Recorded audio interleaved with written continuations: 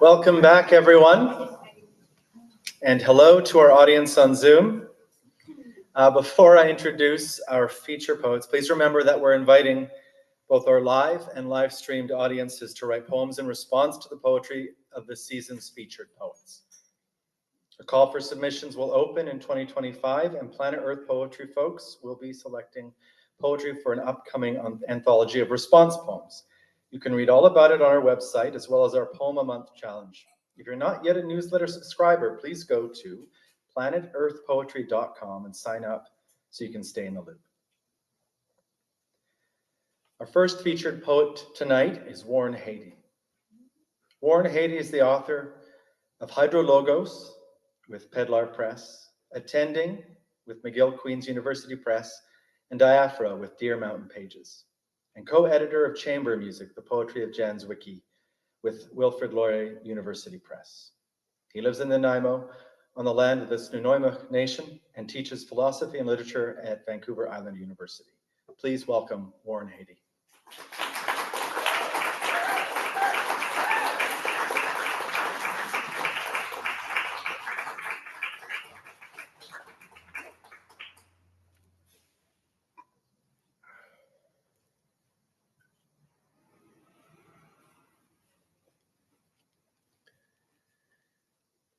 Thank you for being here. Can you hear me okay?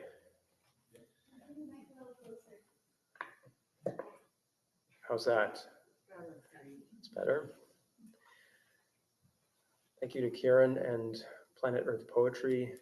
Thank you to Russell Books. Thank you to Deer Mountain Pages and Rhonda Gantz, the typographer for this book, Diaphora. This word is a Greek word that means difference or disagreement or quarrel, and it's the word that Plato uses in Book 10 of the Republic when he's talking about the ancient quarrel between poetry and philosophy.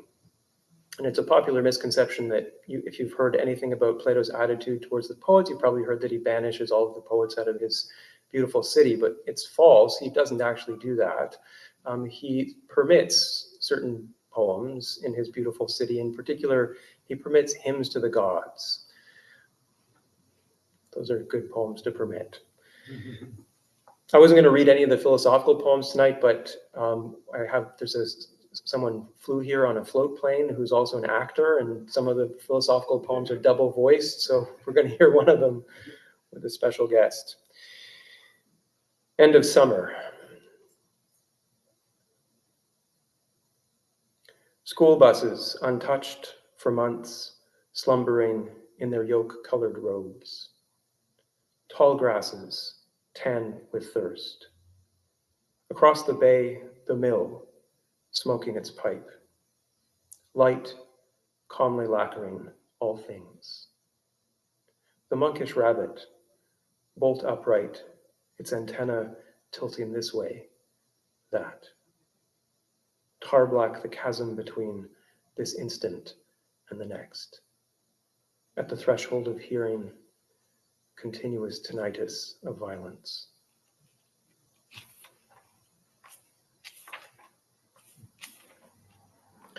This poem is called Apophasis. Apophasis is negative theology.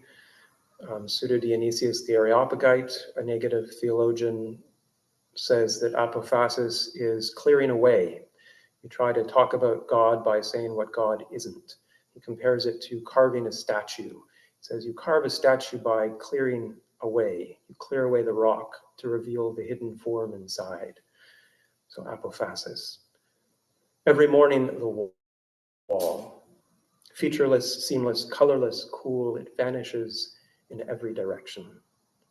You kneel, wasted the gesture. They lied. Who said it was a medium? Or worse, whatever's there has nothing to say. Look, not colorless, but throbbing like porphyry. Touch it, not cool, but humid with fever. Bass note of ocean shouldering breakwater. The wall shudders but does not crack. Suddenly, you remember who made the wall. Will breaking. Martin Luther shows up here as a character. Martin Luther, all you need to know about Martin Luther is that he said that your will is useless. There's nothing you can do with your will that will change your state of grace. And there's an epigraph by the philosopher Simone Weil, which can be translated roughly, if my eternal salvation were on this table in the form of an object and I had only to extend my hand to seize it, I wouldn't extend my hand unless I had been given the order. You sit at the kitchen table, Luther sits across from you. Between you, your salvation appears as an injured starling, its beak lipsticked with blood, its eyelids clenched like nutcrackers. Beside it, the chalice of acid. You reach for the starling and Luther slams the meat tenderizer on your hand. In her green chapel, the Magdalene won't stop weeping. You reach again and again, the nerves take his no to your brain. Hope, how the will thrashes in its cell, having tested every surface, and then testing them again. A wasp praying against a window pane, its total failure to learn. And now I'll invite Danielle Jeunesse to join me. Danielle Jeunesse is a poet known to some of you, author of The Milk of Amnesia, also an actor, and she'll join me to read some of this poem. So this is a dual voiced poem.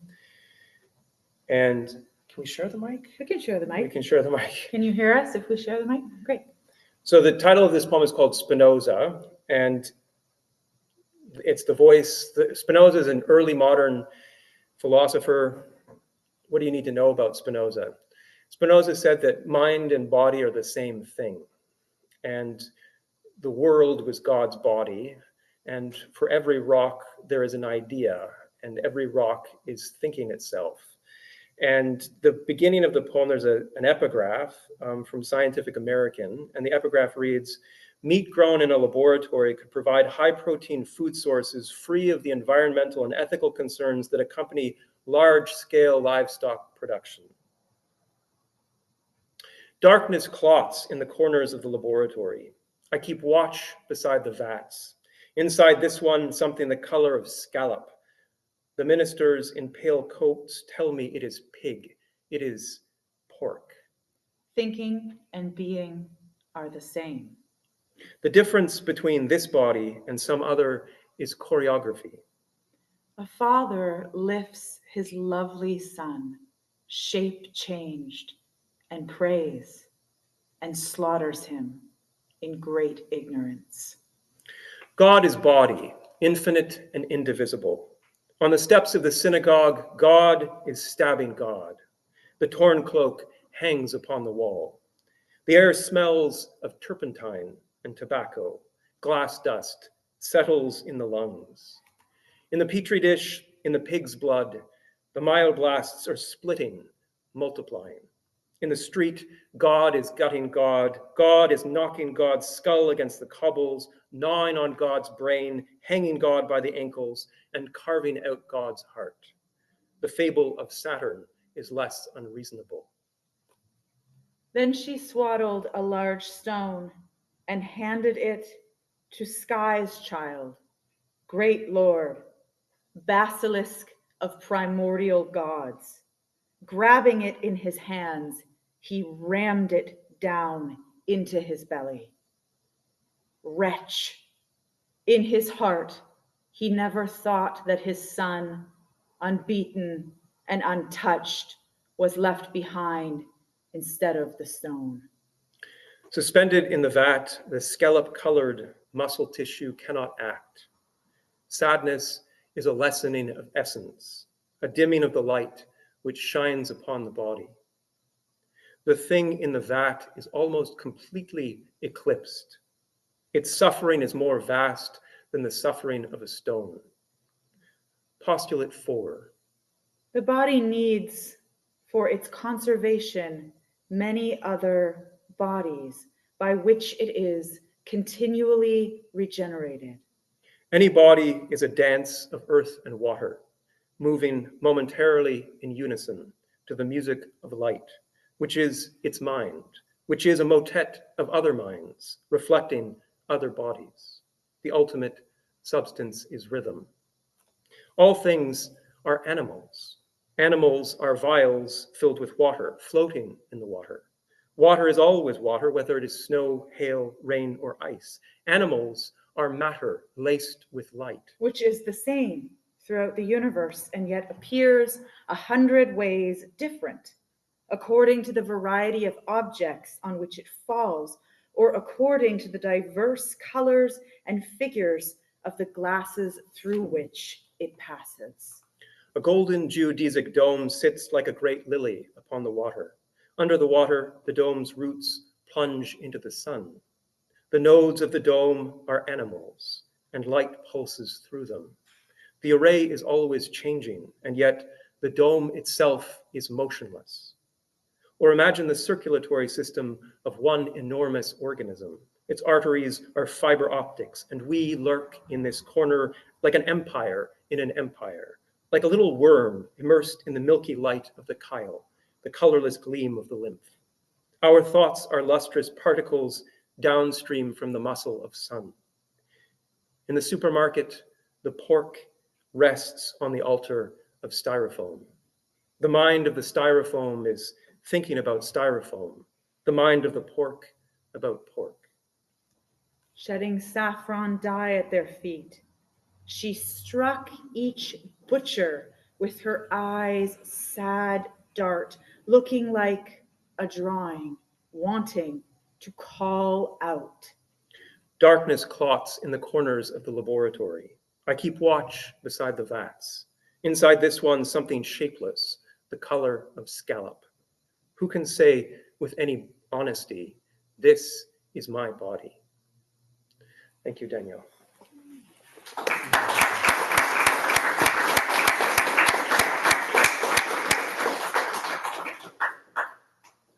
The Tractatus.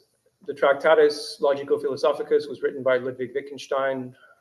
What do you need to know about him? He was an Austrian philosopher who worked in Cambridge. He wrote a book called the Tractatus, which was meant to be a system that mapped the entire world. He thought he'd solved all the problems of philosophy, and he quit philosophy and he went to teach school children in the hills, and then he realized that he wasn't cut out for that, and so he quit that and went back and tried to do philosophy again and rejected his earlier work. So this poem is about the book that he rejected, the Tractatus, for Jan's Wiki. It stands in the marsh, wicker ribs around its heart, its hands folded like those of a mantis. It was meant to depict the world. But abandoned, derelict, unloved by its maker, it stands on its delicate stilts, surrounded by junk. A salmon-colored sofa, a couple of TV sets, soaked phone books. And yet, the intricacy of the articulations, each hinge made by hand and painted with a miniaturist's strictness, and each picture another system of hinges. It is thinking about the objects, their possibilities of combination, how they fit together like links in a fob chain, how they never answered to their names. As it thinks, its antlers crystallize. Only once in the last century, a crane saw it as a mate, danced in courtship. Perfect mirror, every step it reflected motionlessly.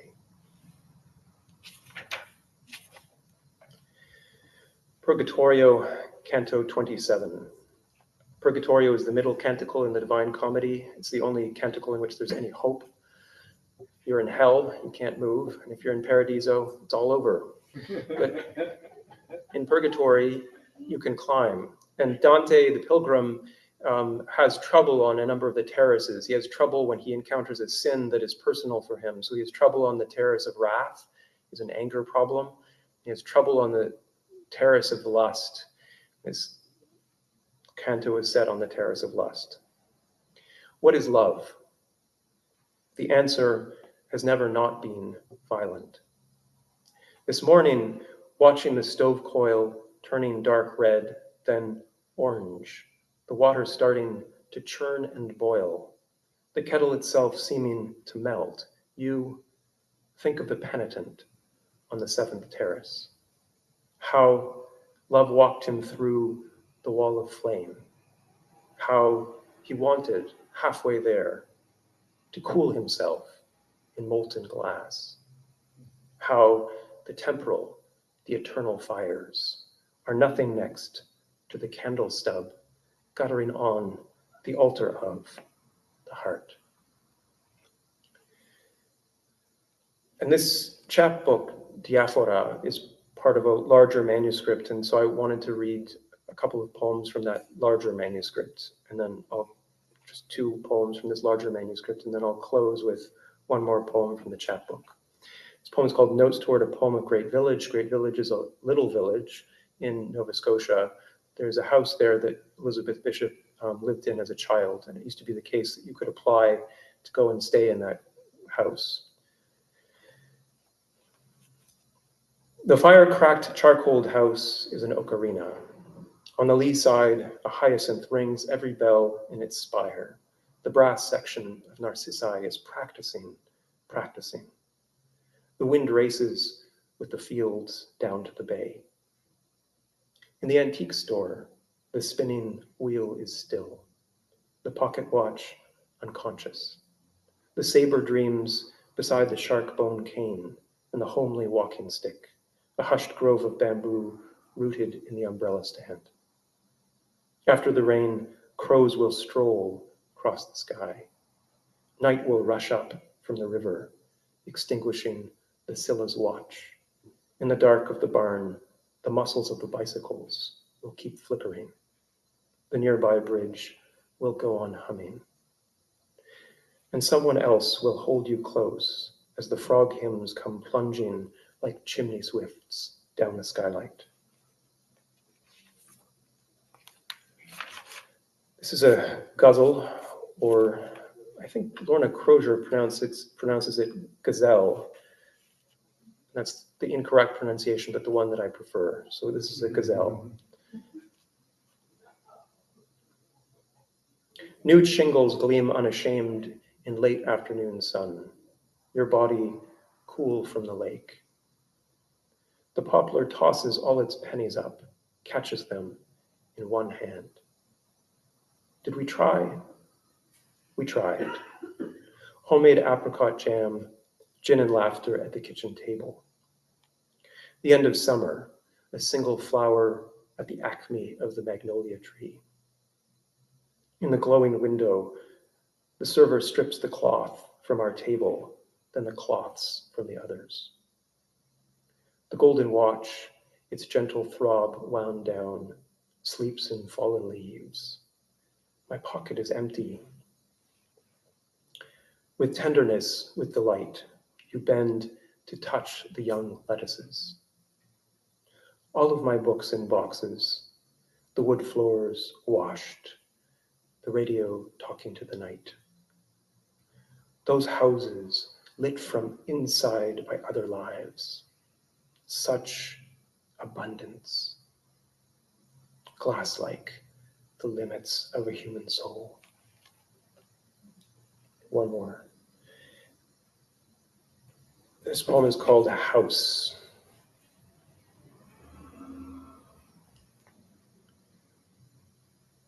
Under the carpet, the stairs grit their teeth. The vents are silent now, but the house is drenched in adrenaline. The plaster ripples like the flank of a horse. The stillness of earth. It was a fiction. In the kitchen, the stench of melted plastic and cheap beer. In the hall, the offal of the smashed clock. The littlest things keep vigil. This teaspoon, this knitting needle. Don't mark the door with blood. Over the rooftops, the darkness is rushing. Thank you.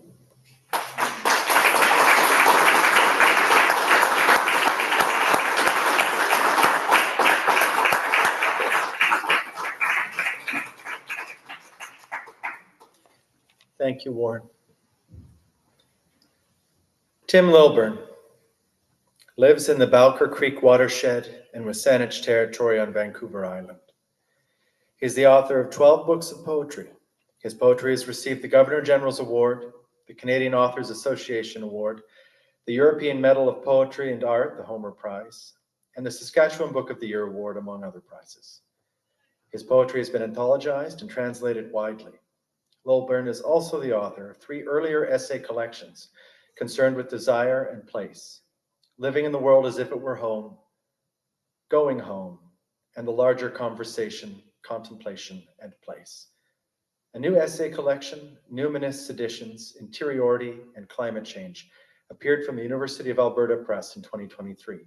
Tim has just won the 2024 Cheryl and Henry Kloppenburg Award for Literary Excellence, and he's a finalist for the 2024 Victoria Butler Book Prize. What he'll be reading from tonight mainly is Harmonia Mundi. This book borrows its title from Johannes Kepler's melodious theory of the heavens, but the alarming geometry that Lilburn presents in these 41 poems is far from harmonious. The poems are marked by their preoccupation of loss, with beauty infiltrated everywhere, and by a feeling of political disaffection at the demise of certain paradigms. Harmonia Mundi is a timely and darkly visionary text which, amid the spreading collapse of the world around us, clings to a single urgent truth: you must hate nothing. Please welcome Tim Lilburn.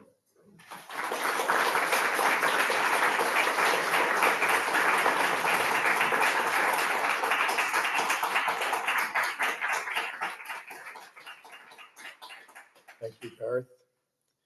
How's the sound? It's good. Good. Yeah, this is a book, Harmonia Mundi, or at least the first part of it is a book that's set in the 6th century, and it surrounds the suppression of Plato's Academy in Athens. But really, it's a contemporary political commentary. You will pick it up as I go along. You will see characters that you recognize as being active today. So let me put before you Damasius' story. The Justinian in 527 suppresses the academy and kicks everybody out, and Damasius and a handful of other philosophers, and Damasius is nudging his 70s. They trek across these immense deserts to reconstitute the academy in the court of Khusrau, this Persian tyrant who turns out to be an absolute monster. The conceit of this long poem is that it is written by a 6th century philosopher by the name of Priscianus. So this is the story that Priscianus tells. Damasius's ascesis ambulatory, his head in the mouth of the way, he carries the machine of the entire world system across the desert to the Lord on the far side of the river. Lizard tongue, exfoliating winds nonstop. Khusrau yammers from 8 p.m. to 2 p.m. the following day. Arrowfall questions with breaks for igniting rockets, whose burned stalks courtiers return with reports on their range. Damasius fans on a court carpet, one ecstatic recital, then another, face down. Khusrau's energy is insane. There he runs along the colonnades.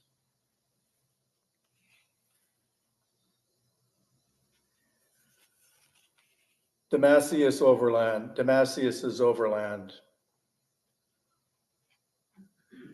Non-orbiting forms, their nerves tendriling to lichen horns and eyelash. Prescribed rhythms in hips and hands in the ritual placement of cereals and wood. All we pack with the solid geometry of cosmos through the deserts to the tyrant of Persia. All reduced to a speck in the lead hermeneute's right eye and carried to the high yellow walls on the east bank of the Tigris.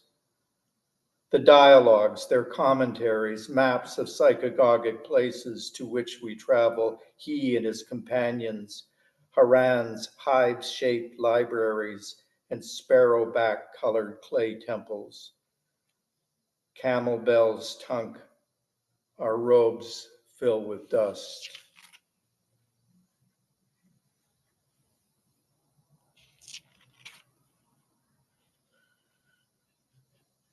Now he gets to meet the man, talking to the mad king. The Dionysian state of true philosophy is meiutics and logic, which produces such crystals as Pythagoras and Iamblichus, winged souls in the meadow of divine forms, we say, pointing up. Men tend to bestow the name of virtue on a life of inactivity, but I do not agree, Damascus tells him. For the virtue which engages in political activity and discourse fortifies the soul. The beast clears his throat. That is why the learned who sit in their corners and philosophize utterly disgrace themselves if compelled to take some action. He snickers, treadling heavy legs below lapcloth, and coaxes a wad along pursed lips, as if it possessed fetal powers. We brought him the real. He sends the ball out, emitted self-sprout, donated mystical egg to the crepuscular world. We are half a month's walk from Haran, which sits inches inside the edge of that empire that hates us.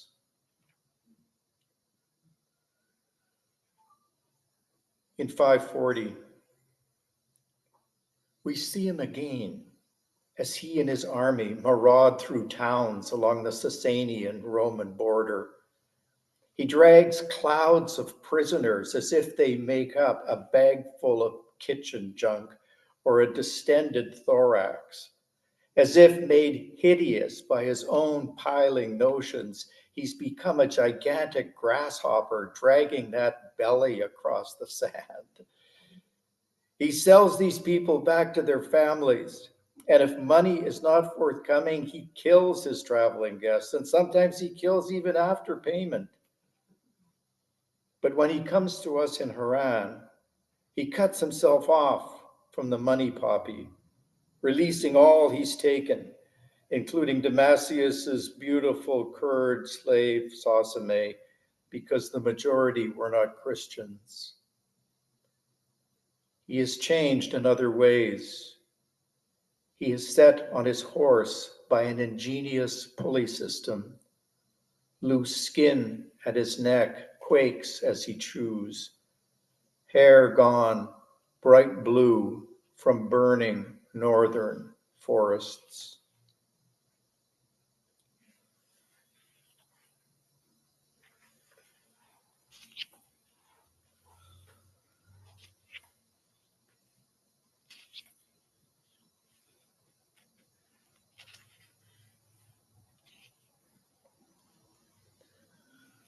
The tongue. We urge him to dwell on sleep and visions. He is feverishly curious and asks about celestial regions, tides, and nearly never sleeps. Why reptiles alone are poisonous, though he may stand as exception. Winds, colors, heats, and colds, medical boons. Geometry's applications to war. We propose the soul's tiny pink tongue and what it likes. His insanity is corrigible. Rockets with a range to Constantinople streak overhead. Envoy answers to King Khusrau. He becomes calmer. When less troubled, he begins the autobiography in which great lizards clear the roof of still rising northeast mountains to light and arm him. Those whose loose hissing wings ripple fluidly in dreams. His wife, breathy shill for Nestorians, propels currents through palace rooms, and within them he finds himself calmer and mulls concordats on trade in shimmering uranium ore. He becomes calmer and gathers us to stand before three questions on the soul. Its hard nature, of course, its homogeneous placking of every cranny, then the deep linkage matter. I mentioned Plato's bowl in time fever, unlikenesses, deliria, where wave curl wrought innumerability, wild celery flower, early universe, arithmetical buds, whale-lunged spectacle mash, under the hammering pestle, spouting the igneous human language and rainforest brain, and he bursts into Zoroastrian conflagration. And at the height of the burn, preternatural clarity and command on synaptic intentionality and meteorology stride toward him alone. A moan, duduk moan, nightly from rocks, dried riverbeds. At our elbows, Theophrastus's book on harmful bites.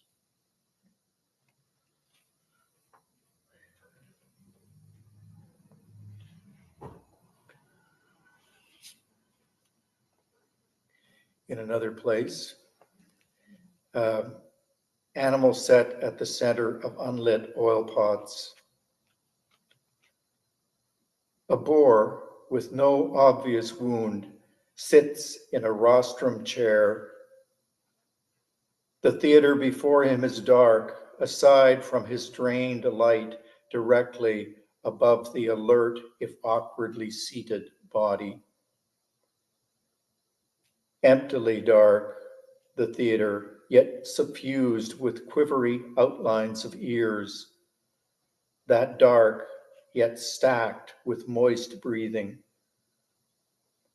The boar wishes nothing will be said about what he reports. Nothing must be repeated outside the room. He's been to the Persian throne and had explained to him what will certainly come. He's been to the Northwest frontier. He urges us to scratch out shallow pits in the ground. Thank you.